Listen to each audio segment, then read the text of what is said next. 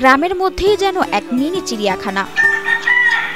গরুর খামারের সাথে অজপাড়াগায়ে চিড়িয়াখানা গড়ে তুলেছেন প্রবাসী ফরহাদ হোসেন। মূলত হলো আমাদের গরুর ফার্মের সফলতার পরে এটা আমরা শৌখিনের বশত মিনি চিড়িয়াখানা গড়ে তুলতে আছি। এই মিনি চিড়িয়াখানায় রয়েছে ছোট বড় গরু, চিত্রা হরিণ, উট পাখি, গারল, তিরি পাখি, হাঁস ও অস্ট্রেলিয়ান ইমু পাখি সহ নানা প্রজাতির প্রাণী। এখানে আছে হরিণ আছে, উট পাখি আছে, ইমু পাখি আছে, গারল আছে, তিথি মুরগি আছে, টার্কি মুরগি। এই চিড়িয়াখানায় রয়েছে ১০৬টি গরু, ৬টি চিত্রা হরিণ, ২টি উট পাখি, ৩টি ইমু পাখি সহ ২০ প্রজাতির প্রাণী। সবথেকে বেশি মিশুকি প্রাণী এই ইমু পাখি। এখানে আমি কাজ করি। এখানে উট পাখি আছে, ইমু পাখি আছে, কালিম পাখি আছে, কবুতর আছে, হাঁস আছে। এগুলো লালন পালন করি ছোট থেকে। এগুলাকে আমরা ৩ বেলা খাবার দেই, সকাল, দুপুর, বিকাল ৩ বেলা খাবার দেই। এগুলা আমরা ছোট থেকে লালন পালন করে দেখে এর লিগা ভয় করে না। উট পাখিটা ভয় লাগে,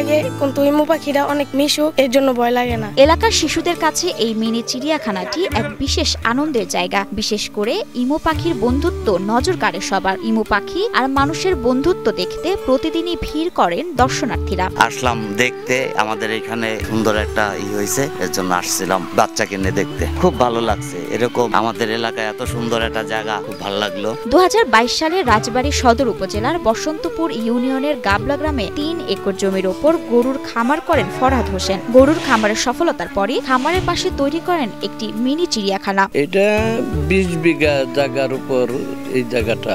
খামারটা আমার ভাইগনা ফরহাদ হোসেন, দুবাই নিবাসী, আর বিদেশে থাকে, পরিচালনা আমরাই করি। প্রাণীদের দেখভালের দায়িত্বে রয়েছেন স্থানীয় শ্রমিকরা, যারা এদের সাথে গড়ে তুলেছেন এক মধুর সম্পর্ক। এখানে যেন মিলছে প্রকৃতি ও প্রাণীর এক অনন্য বন্ধন। মূলত এই পশু পাখিগুলোকে দেখাশোনা করি আমরা, আর কি ওদেরকে ছোটবেলা থেকে বড় করছি খাওয়ান দাওয়ান দিয়ে, সেই জন্য ওরা আমাদের কোনো সময় আক্রমণ করেনি। এখানে আমরা ১২-১৩ জন লোক কাছে কর্মরত আছে। এই পাখিগুলো অনেক মিশুক, আদর করলে এসে পড়ে, দূর দিয়ে যায় না। ইমু পাখি আছে, উট পাখি আছে, হাঁস আছে, কালিন পাখি আছে, ময়ূর আছে, ফিজেন পাখি আছে, তিতি মুরগি আছে, টার্কি মুরগি, দেশি মুরগি, বিভিন্ন ধরনের পশু পাখি আছে। খামারটি পরিচালিত হচ্ছে ফারদিন এগ্রো নামে একটি লাভজনক প্রতিষ্ঠানের মাধ্যমে। প্রাণী সম্পদ দপ্তরের সার্বিক সহযোগিতায় এটি ক্রমেই জনপ্রিয় হয়ে উঠছে। আমি হইতেছে যে ফার্মের আর কি মূল দায়িত্বে আছি, আমি আর আমার ছোট ভাই। এটা হইতেছে যে আমার চাচুর ফার্ম, তো ওনার দেখাশোনা, উনি তো এখানে নাই, ওনার দেখাশোনাটা আর কি আমরা করি আর কি। পরিকল্পনাটা মেন আমার ভাইগনার ফরহাদ হোসেনের মেন পরিকল্পনা। আমরা সহযোগিতার মধ্যে যতটুকু পারি এটা দেখশন করতে আছি। দেশ জুড়ে তোলপাড় ওয়ালটন ফ্রিজ কিনে আপনিও হয়ে যেতে পারেন মিলেনিয়ার। প্রবাসী ফরহাদ হোসেন দেশে না থাকলেও প্রতিনিয়ত সিসি ক্যামেরার মাধ্যমে দেখভাল করেন তার খামার। আমাদের পুরাটাই সিসি ক্যামেরা দ্বারা নিয়ন্ত্রিত। সে আমরা কখনো কি করি না করি পর্যবেক্ষণ সে অলরেডি ২৪ ঘন্টায় সে পাইতেছে। আপাতত সবার জন্য উন্মুক্ত আছে। দুপুরে অনেক সময় আমরা গেট বন্ধ রাখি, বিকালে থেকে দর্শনার্থীর জন্য বিকালে থেকে আমরা এটা খোলা থাকি। ভবিষ্যতে বড় পরিসরে এই চিড়িয়াখানার সম্প্রসারণ পরিকল্পনা রয়েছে খামার কর্তৃপক্ষের। ওদের ভবিষ্যতে আরো উন্নত হবে আশা করা যায়। আমরা আরো কিছু জীবজন্তু নতুন নতুন কালেকশন করার চিন্তা ভাবনায় আছি। প্রাণীদের প্রতি ভালোবাসা আর শখের সংমিশ্রণে ফরহাদ হোসেনের এই উদ্যোগ শুধু ব্যবসায়িক সাফল্যই নয়, বরং এটি হয়ে উঠেছে শিক্ষামূলক ও বিনোদনমূলক একটি কেন্দ্র।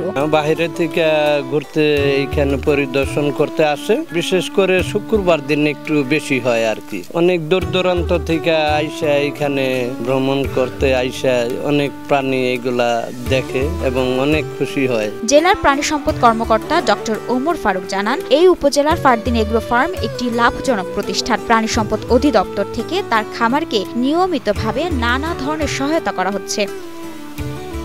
আমরা প্রাণী সম্পদ দপ্তর থেকে তাদের নিয়মিত খোঁজখবর রাখি। তাদের যে ভ্যাকসিন, কৃমির ওষুধ, এমনি বিভিন্ন টেকনিক্যাল পরামর্শ সেগুলো আমরা দিয়ে থাকি। বায়োগ্যাস প্ল্যান্ট ওনাকে ম্যাচিং গ্রান্টের মাধ্যমে দেওয়া হয়েছে, যেটা থেকে উনি বায়োগ্যাস প্ল্যান্টের মাধ্যমে গ্যাস উৎপন্ন করতেছেন। গ্যাস থেকে আবার জেনারেটরের মাধ্যমে বিদ্যুৎ তৈরি করতেছেন। অর্থাৎ ওনার খামারে যে বিদ্যুতের প্রয়োজন তার অলমোস্ট প্রায় সবটাই ওই গ্যাস থেকে চলে আসে। অবশ্যই অনুপ্রাণিত করে একজন খামারি তার খামার ম্যানেজমেন্টের পাশাপাশি শৌখিন দিকটাতে উনি এগিয়ে যাচ্ছেন। এটা অন্য অন্য খামারিদের জন্য অনুপ্রেরণামূলক।